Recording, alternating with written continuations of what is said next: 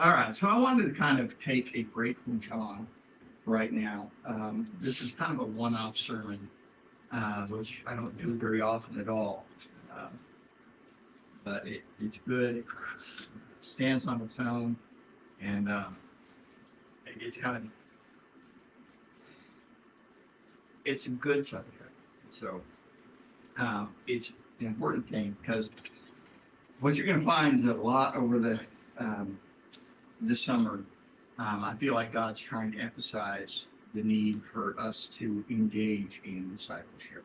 Okay, and that's kind of the Christianese term for we all need to be deliberate about learning and growing up in Christ. And we need to attach ourselves to the people that encourage that. We need to attach ourselves to the habits that encourage that. And we don't need to be satisfied with where we're at. So listening to a song. It's from back in the '90s, but it was a Christian song from that. What at the time was my favorite band called Pray for Rain. There was another band out called Pray for Rain, so they shortened it down to PFR. Um, but it's called I Never Want to Be Satisfied. It's so much the attitude we need to have as Christians. Because if we get satisfied, we're in a dangerous spot. Because what I've learned is that satisfied, if you think of our Christian life as like a journey up a river in a canoe, is that when we're satisfied, we're not paddling. And that means you're drifting backwards. And if you're not pushing forward, you're drifting backwards. There's no in between. Um, and there's times it feels like you're sitting still. But trust me, you've been a Christian long enough. That's not true. That's not the case. And if you're here and you're on some level, I don't care what kind of level, you're like, this is a good spot. Maybe life is turbulent, but you're like satisfied with where you are as a person. That's still a dangerous spot. Maybe life is smooth and you're like, I am not rocking this boat. That's me. I have a bad case of I don't like to rock the boat. Um, but it is not okay. I mean, comfort is quite possibly the most dangerous poison for Christians. Not that it kills us. I guess not so much a poison as something that just renders us unconscious, spiritually asleep. That's dangerous. So, kind of doing this one, like I said, this is a not part of a series. Although, if we're going to be talking a lot about discipleship, it might be part of a bigger series. I'm going, however you want to think of it. You take the pick, okay? You can classify it how you want. But I want to talk about something. Um, I want to talk about this idea of what theologians like to call exegesis and eisegesis. Okay, 25-cent terms, I get it, but still, what this means is that exegesis is what we're supposed to do. Eisegesis is bad. Okay, but here's the thing: all of us do eisegesis. Okay, so, and if you're looking up the word, it's not Jesus as in the name of Jesus. It starts with a G, for example, for a quick reference. But anyway,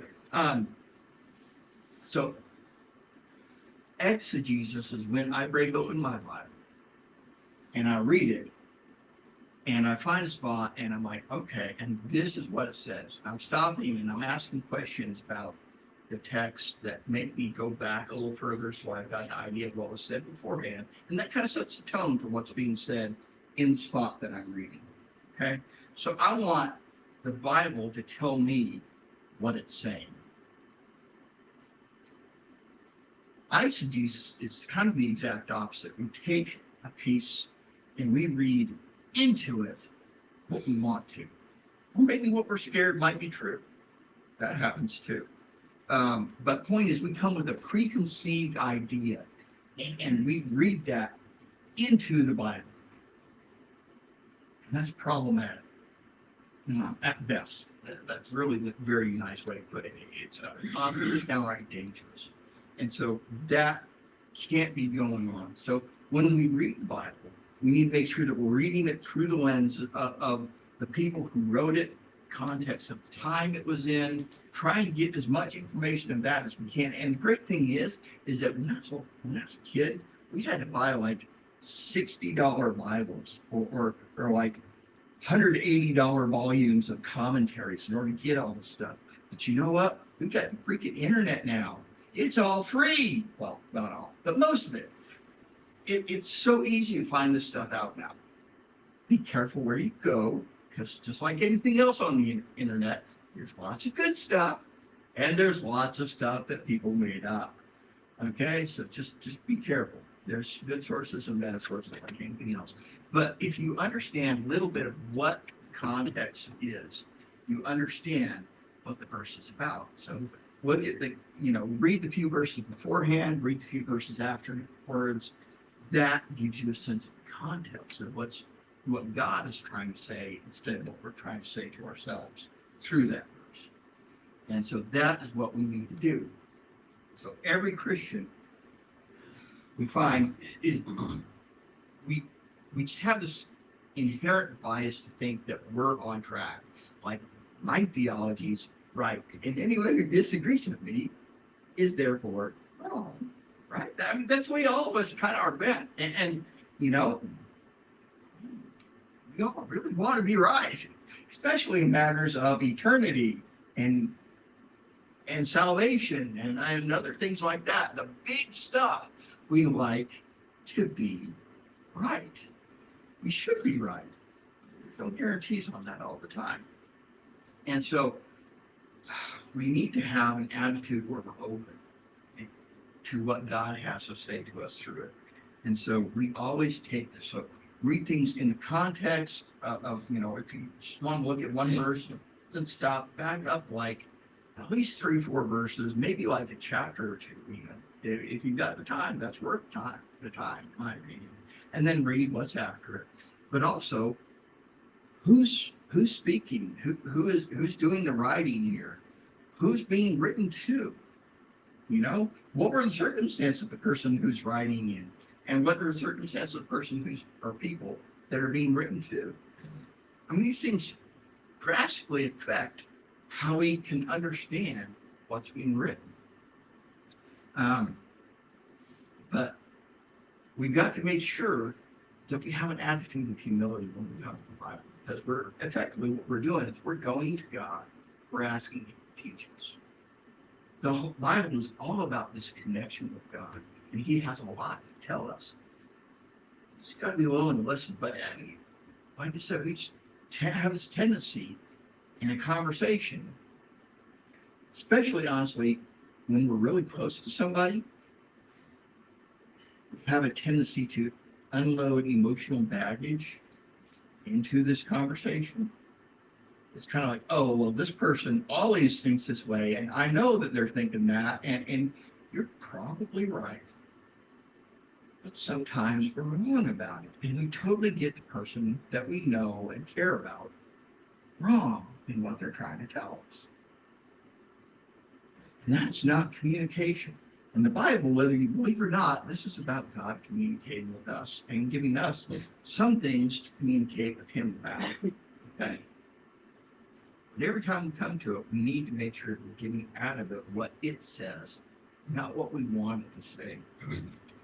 So, and then also one other thing I want to say is that when we come to something, so like you guys all came here planning, I assume, to listen to a sermon. So here you are. No one's walked out so far anyway, so I assume that's the plan. You probably came and you're like, oh man, I hope this is good today. I hope God's got something for me. And sermons that can be a little bit of a hit and miss because there's obviously a very human element here. And I'm not perfect, and I don't always communicate everything God wants communicated, and much less communicate it well.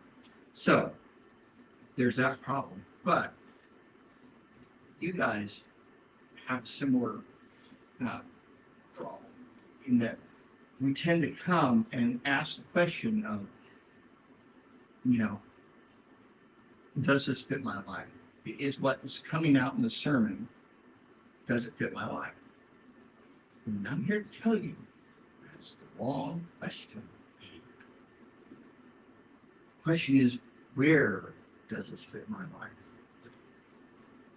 Is this something that's going to reinforce the theology that you've already been building? What you believe about God, what you believe about salvation, what you believe about your fellow human being, something about that. Or is it going to change that in some way? Maybe it's a small and subtle way. Maybe God's giving you some detail that you've never heard before. And you're going to be like, oh, well, that does change things a little bit. Now I got to do things just a little differently. And that's okay. Sometimes it's like a major course correction. It's like, oh, I never saw that verse before. Or maybe I never read it this way before. And that changes everything. I've had a few of those moments in my life where I came to a verse and I'm like, oh, well, I got to change. And not a little bit, I got to change a lot. But getting back to this idea of exegesis, getting from the Bible, that's where the exit comes from. It's out of the Bible. Eisegesis means to read into it, okay? So eisegesis is our natural tendency. Exegesis is what we should be doing. Now I want to give you an example of this. And so Elijah, this is going to be the first verse. I guess that was an example. Yeah, this is one example. It's probably the most famous one these days. You heard it from athletes all the time on the Olympic podium, at Super Bowl, World Series, whatever, some athlete gets a microphone put in front of their face and they basically say this because they're a Christian, they're a believer, and they believe that God's given them the talents they need in order to be able to do the sport that they do. And there's truth in that. I'm not saying that they're wrong, but this verse does not talk about that. For I can do everything through Christ who gives me strength. That sounds really good on an Olympic podium. However, it's not about that. You stop, you back up, you read the context of it, and Paul's talking to the Philippian church, and they're not a wealthy church. And Paul understands that. He understands that not only because he's been there and talked with them, seen how little they have, but at times in his life, he has had very little. Not much to spare, if anything. And the thing about the Philippians is that they were so generous. It's like in their poverty, they were trying to give money to help out Paul. He wasn't asking for it. They wanted to help him out. And he's basically here, he's saying, look, I've lived in, I've had times where I had high tide in my finances. Things were going good. I was all right financially. I was doing good. I was eating good. I had, a nice house, maybe, I don't know, whatever. And he's saying, I've lived in good circumstances. And I've lived in squalor. I've lived on the wrong side of the tracks. I have been there. I know what it's like to live rich, and I know what it's like to live dirt poor. And he's saying that in that context, he's saying, now I can do everything. I can do either one of those, rich, poor, in between, whatever. I can do everything through Christ who gives me strength. He's saying, I can trust God to be my provider, even when I'm dirt poor. And I can look to God to be my provision, even when I've got, $100,000 or more in the bank. Which is a challenge. It's hard to look to God for your provision when you got that much in your bank account. And so it's a challenge, but regardless, this is a problem. That's one of those verses, and there's lots of others. Like you could take that, you ask people, what did you say? Christians are a little bit weird sometimes, okay? I don't know if you've noticed this, but like, we have come up with these weird terms. My favorite is hedge of protection, okay? Pray a hedge of protection around. What does that appear in the Bible? It does actually. It does? We Oh, we okay. studied it. Okay, I Because see. I said I don't like that term. It always bristled me a little bit. Uh-huh. But then when we looked at it, it actually is in the Bible. Okay. I remember I see, I stand corrected. We did. Where is I'll it? Look at it while you're talking. Okay, you look it up while I'm talking. But anyway, so we come up with these terms. And one of these terms that we come up with, because that wasn't even one I was going to look at, it's this term life verse. Nowhere in the Bible does God ask us to take one verse and kind of have that be a focus in our life. But lots of Christians like to do that. And I'm not saying there's anything wrong with it, but we just, life verse, where did that come from? It's like, your life is not summed up in one verse, okay? And I don't care who you are, what your life's about. It's more complex than that. So anyway, but this idea of life verse, and usually the one I hear most when people try to tell me what their life verse is, it's Jeremiah 29. 29:11. Oh, there you go. Thank you. I can never remember the verse. And that's another one of those. But it's also kind of right at the same time, because on one hand, it's Jeremiah, or it's God through Jeremiah, I guess I should say, addressing the people of Israel. For I know the plans I have for you, plans to prosper you. And, well, anyway, thank you. Plans to prosper you, give you a good future, not harm you. I don't know. But yeah, that's the point. And so God's addressing his people. It's not a singular you. It's if this were written in the Texan translation Bible, it would be, I know the plans I have for y'all. Okay, that would be the Texan version. And so this is one of the problems we have. So honestly, maybe someday we will actually have that spread all over. Because I can think of one guy I knew who moved from Canada to the South, and he picked up the habit of saying y'all. I said it's so helpful to have a different word to use for everybody instead of just a singular you. So anyway, he moved back to Canada and took it with him. So we'll see. It might spread. I know other people who are not from southern states that picked up on it all. So we'll see. But today we have Bibles that say you, singular, and you, plural. This is part of the fault of our language. And so that kind of shapes things. But we read you and we typically think about myself. You know, we think we read that just to me. And part of this is what I want to talk about. It's the idea of how culture shapes the way we think, okay? We live in Texas, which is a highly individualistic state. It's pull yourself up by your bootstraps. You don't need help. You just need to work harder. That's about it. And we are fiercely independent. I mean, let's face it, we are the only state that used to be a nation. And that reflects. And so it's even more natural here than in other states. But if you go over to Africa, this is not a problem. They understand the idea of that there's some things that are told to the community of believers and that we need to do. It's not just I need to do. This is why we have such a problem with so many Christians saying, I don't need the church. And well, in a sense, you don't. But in a sense, yes, you do. And so there's so much in the Bible that tells us, hey, we need to be having that community time. But our community, or our culture, is the hardest to catch because we don't see it, and it's all about assumptions, okay? Another problem we have with it is reading things into it into the text, we tend to let our politics shape the Bible. That's wrong.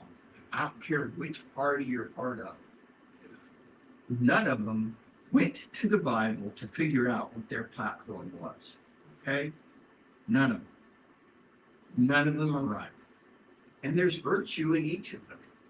You may have to feel like you look hard for it, but it's there. I promise. And so don't let your politics shape when you're reading the Bible. Okay? Again, let the Bible shape you. Another thing to watch for is philosophy. Because philosophy is, whether you realize it or not, whether you studied it ever or not, I don't care if you have read Voltaire or you don't know who the heck Voltaire it was, or Socrates or Plato or anyone else, it doesn't matter. There's a ton of philosophies that shape our culture, and it shapes what the Bible was addressing, the culture that was there, like the book of Ephesians. It was shaped so much because Ephesus was a Greek city. And so it was shaped by Greek philosophy. Okay? They had to address this. And so you get different philosophies like materialism, feminism, Gnosticism, humanism, nihilism, stoicism. All these things have shaped our society to one degree or another. And these things are all addressed in the Bible. But if we don't understand what those are, we can't eliminate those from our process of thinking to some degree. I'm not saying you need to go out and study all the philosophers or anything, because I'm not. But if you have a definition, a basic understanding of what it is that each philosophy is teaching, then you can come to it and say, okay, this is where this affects how I was raised.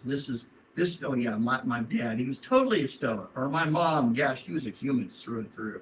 Whatever it is, we can take that, we can understand it, and we can set it aside and say, okay, God, I want your philosophy. I want your theology. Okay? So there's all that. So here, there are solutions though. Okay? So if we all have an inborn tendency towards eisegetical reading into the Bible, then we have a solution. Okay, first one is openness. Let's take a look at this verse right here, Luke chapter 18.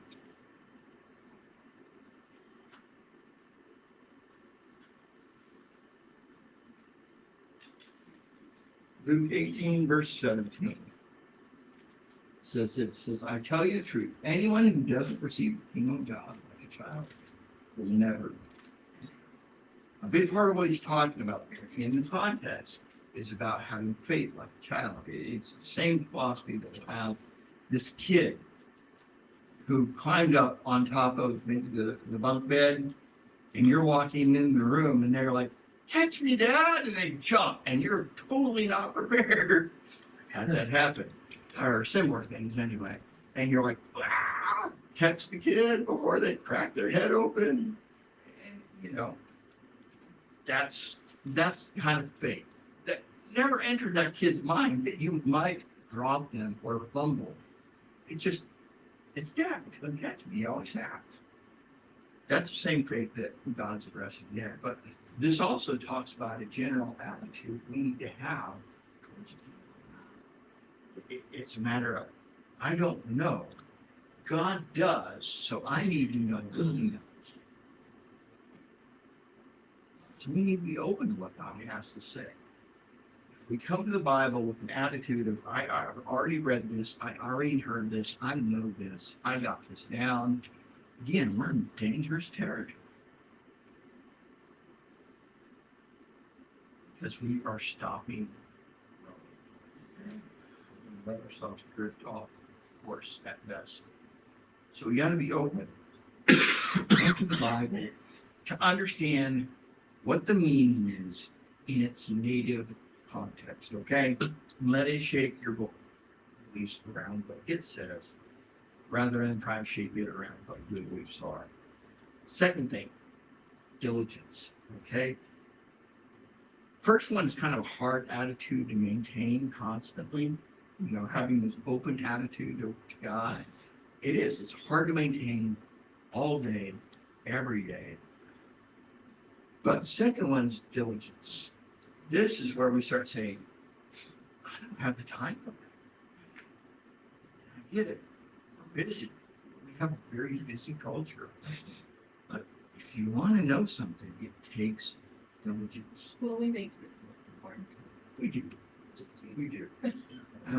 Now, I'll be honest, especially when you got kids that are small, there's definitely some times you've got to bump back what it is. But the point is that we can find time. These days you can get an app that can, at the touch of basically effectively a touch of a button, you can record yourself a voice note so you can say, hey, I was wondering about this. You can come back to it later. And you can, okay, now let's do the looking now that my kids are in bed. I actually can breathe, look this thing up that was chasing around my brain earlier. So we can do that. I'll take a look at a verse to talk about diligence here. 2 Timothy. 2 Timothy chapter 2.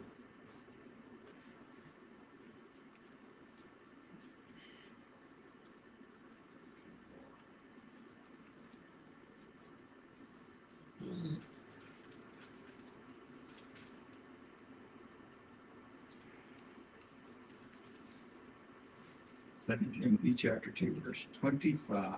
Okay? 2:25. Says, gently instruct those who oppose the truth. Perhaps God will change those people's hearts, and they will learn the truth. Well, some degree that's all of us. We need instruction. We have hard hearts. We don't like to receive what we've been told. And God is telling us stuff every time we go by it. And so it takes time. It just takes you carving a little bit of time out of your day. I'm just going to tell you, the more time you pour into it, the more you're going to get out of it. Imagine if God said, I'm going to pay you $5,000 per hour to be with me, spend time in the Bible, spend time praying, all these things that, God tells you you're supposed to be doing. If he said I was going to pay you $5,000 an hour, you'd make the time, wouldn't you? I would. But who in here makes $5,000 a week? $5,000 an hour. Dude, I'd be going overtime. But it just takes time. So let's set aside some time because it is pain. It's just not paying dollars. It has eternal benefits. So you just got to set that time aside. Now, also, it takes research. Now, again, we've got the internet. I'll tell you one website that I use a lot. It is blueletterbible.org.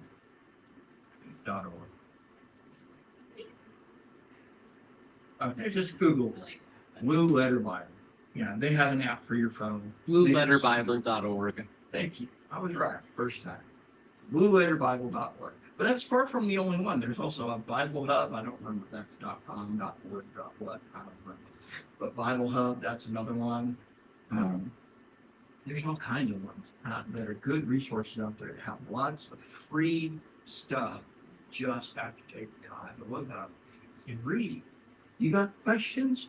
There's answers. We have 2,000 years worth of people who went before us asking the same questions we've been asking. There's answers. We just got to dig for them. We don't like digging, let's be honest. I remember back in high school getting assigned to have to do a research paper. I hated this. I'd much rather do an essay where I can just bat out my own thoughts on what I know. That's much easier than me having to go get a book, read that, cite the source, go find another book, read that, cite that source. That gets old. But this is what it requires. Research. You got questions, there's answers. Go find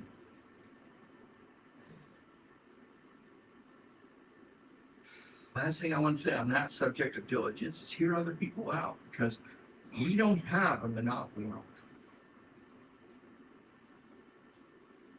Like I said, we all have this desire to think of ourselves as being right. We're not always. We need to be open to it. So that's what I'm talking about. So, and here's the core part of our problem, is that when we are reading into the text instead of getting out of what God has for us, we are trying to make God into our image. Okay? That is about as bad as it gets. We are making an idol. This false God. Maybe we're not taking time to carve a statue, but it's still there and it's still real. It's real as not real as it's mind. So be careful. Take God for who He is. So it's our job as Christians to be like Him, not to replace Him. So when you read out of the text, you get changed. You learn to be like Him. When you read into the text, you're trying to change Him. And that's a problem. It always will be, and that will never change. I had one last verse I forgot to put. Sorry. It's going to be 1 Peter chapter 2, verse 2. 1 Peter chapter 2, verse 2.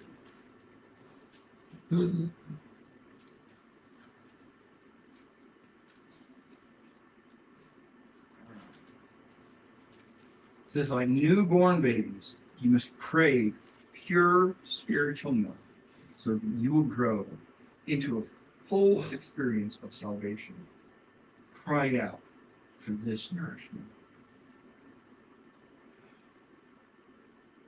We need to have that hunger to hear from God, not to hear from Ross or to hear from some celebrity creature or some celebrity for that matter. Human opinions don't matter.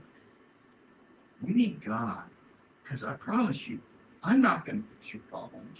Neither is that celebrity creature, and neither will whatever celebrity you've heard as a Christian and has some good things to say.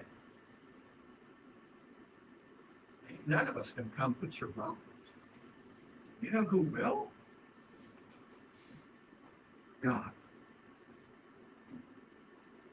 Proverbs is full of stuff on this. It's like there's a way that seems right to a man, but the way therein lies death. Or acknowledge the Lord in all your ways. Pour that right now. May not on your understanding. May not on your own understanding. And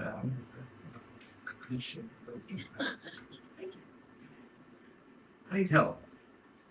What can I say? All these things are here to teach us who God is, so we can know Him, so we can be changed by Him.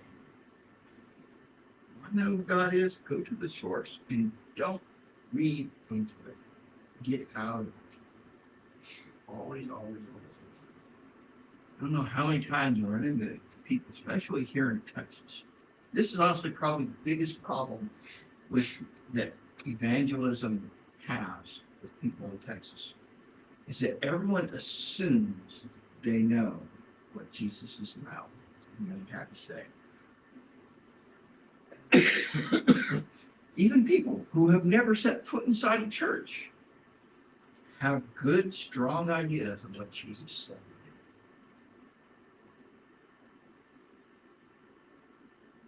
Part of our job in evangelism is I've got to dissect their preconceived notions, pull that apart so I can let Jesus into the picture and introduce them to the true Jesus that is found in the Bible. Like I said, on a much smaller scale, hopefully far less, but it's here inside each of us today. It's the same problem we deal with. We like to come up with a preconceived notion and live with that because it's more comfortable and real. And He changes us and He holds us accountable. So we need to be willing to change, even though it's hard. So I said, we're going to be talking a lot about discipleship over the next several weeks. Okay? It's going to be finding its way into messages that are not directly onto that subject. But this is what the church's job is. We stop to think about it. When Jesus left, he gave us a single command that is for the church. He said, go and make disciples of all nations, teaching them to obey all that I have commanded. That's what we got to do. He just didn't say go and make converts. And this is where the church in my lifetime has stopped short. Is that it's like, let me tell you about Jesus. Oh, you want to take Jesus in your heart? Okay, great. Here's the sinner's prayer. Now let's get you baptized. Welcome to the club. See you next Sunday. And they'll put some stuff up here in the shows, but we don't take the time to decide. So I want us to be a lot more deliberate about it. Okay? That's going to take changing attitude in each of us. To be open and to be deliberate about growing. Okay? So expect that. Let's go to God in prayer. Father, I thank you so much for your goodness and your grace, because we fail you time and time again. And we are guilty. I've been guilty so many times in my life of trying to make you into what you are not. I'm sorry for that. Please forgive me, and please help me to help others to see you for who you really are. So help us dig into your word this week regularly so that we can understand who you are. Help us to change. We need it. We're not perfect. No one else in this room is either. We need to grow. Help us. Open our hearts to the changes you want to make. We need you more than ever. It's in Jesus' name I pray.